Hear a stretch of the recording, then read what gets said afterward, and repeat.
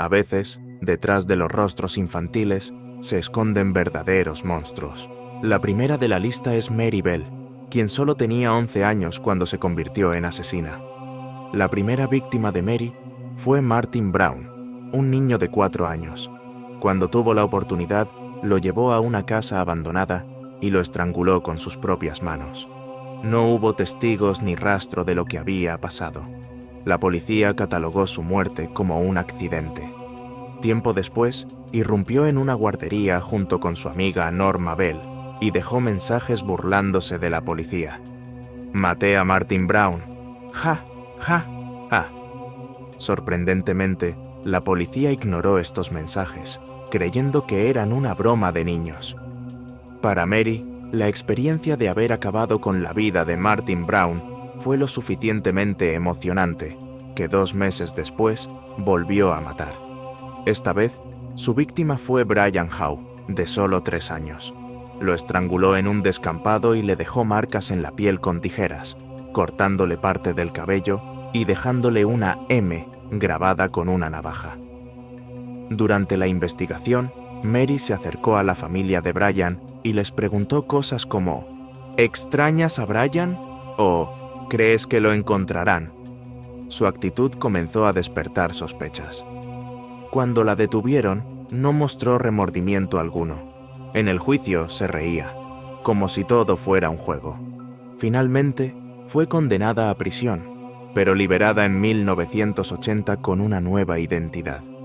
Ahora vayamos a 1993, en el Reino Unido, cuando John Venables y Robert Thompson tenían solo 10 años y cometieron uno de los crímenes más crueles de la historia británica. Su víctima fue James Bulger, un niño de 2 años. Todo comenzó en un centro comercial. Las cámaras de seguridad captaron el momento exacto en que los 2 niños tomaban a James de la mano y lo alejaban de su madre. Nadie sospechó nada. Después de todo, parecían niños normales. Pero lo que siguió fue una pesadilla indescriptible. Llevaron a James por más de 4 kilómetros hasta un área abandonada. Lo torturaron, lo golpearon con ladrillos, le arrojaron pintura en la cara y finalmente lo mataron con una barra de hierro. Después, dejaron su cuerpo en las vías del tren, esperando que el impacto del ferrocarril hiciera parecer que su muerte fue un accidente. Cuando la policía revisó las grabaciones del centro comercial, descubrieron con horror que los asesinos eran 2 niños. Durante el juicio, la nación entera exigía justicia. Los pequeños asesinos fueron condenados, pero liberados a los 18 años con nuevas identidades. El siguiente caso es el de Lionel Tate, quien tenía 12 años cuando cometió un asesinato brutal que dejó al mundo en shock. Su víctima fue Tiffany Eunick, de 6 años, una niña que estaba bajo su cuidado. Lionel dijo que jugaban a la lucha libre, cuando accidentalmente la golpeó demasiado fuerte. Pero la autopsia decía otra cosa.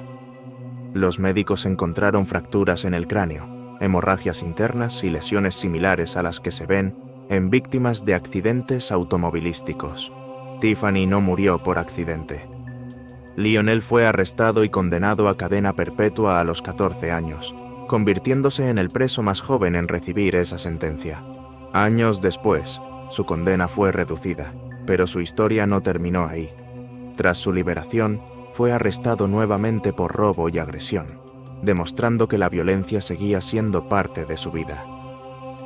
Viajemos al 2006, donde Jasmine Richardson, con 12 años, cometió uno de los crímenes más atroces de Canadá.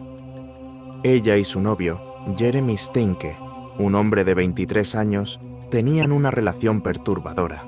Se creían vampiros y hablaban de escapar juntos.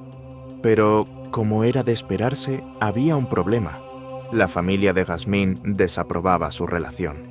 La mejor solución que encontraron fue asesinar a la familia entera. Todo ocurrió durante una noche. Ambos irrumpieron en la casa y asesinaron brutalmente a los padres y al hermano menor de Jasmine, quien solo tenía 8 años. La falta de remordimiento de ambos fue algo totalmente aterrador. Tal cual lo habían planeado, después de los asesinatos huyeron juntos como si nada hubiera pasado, creyendo que sus problemas se habían solucionado. pero fueron capturados rápidamente y aunque Jeremy recibió cadena perpetua, Jasmine fue liberada en 2016 con una nueva identidad. Continuemos en 1993 con el caso de Eric Smith, quien tenía 13 años cuando acabó con la vida de Derrick Robbie, de solo 4 años.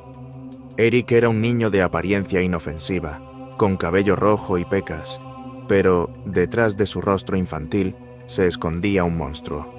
El día en que su vida cambió para siempre, vio a Derrick caminando solo y lo atrajo a un área boscosa. Allí, lo golpeó brutalmente en múltiples ocasiones con una piedra hasta matarlo. Lo arrestaron y, cuando lo interrogaron, la actitud de Eric fue perturbadora. Sonreía mientras relataba detalladamente el crimen que había cometido. Tuvo una condena de 27 años y, en el 2022, fue liberado tras haberla cumplido. En el año 2009, Alyssa Bustamante, una adolescente problemática, con tendencias depresivas y un gusto perturbador por la violencia, decidió que quería saber qué se sentía matar a alguien. Su víctima fue Elizabeth Olten, de 9 años, una niña inocente que vivía en su vecindario. Alyssa la llevó al bosque, la apuñaló, la estranguló y luego la enterró en una tumba que había cavado días antes. Después, escribió en su diario que el asesinato había sido asombroso. Fue condenada a cadena perpetua con posibilidad de libertad condicional.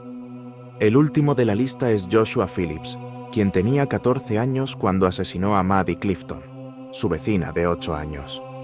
Después de matarla, escondió su cuerpo debajo de su cama durante una semana. Su madre descubrió el cadáver cuando notó un olor extraño en su habitación. Joshua fue condenado a cadena perpetua sin posibilidad de libertad condicional. Lo que pasa dentro de la mente de los asesinos es perturbador. Pero, ¿alguna vez te has preguntado qué pasa por su mente cuando enfrentan la muerte? Descubre las últimas palabras de infames asesinos en el siguiente video.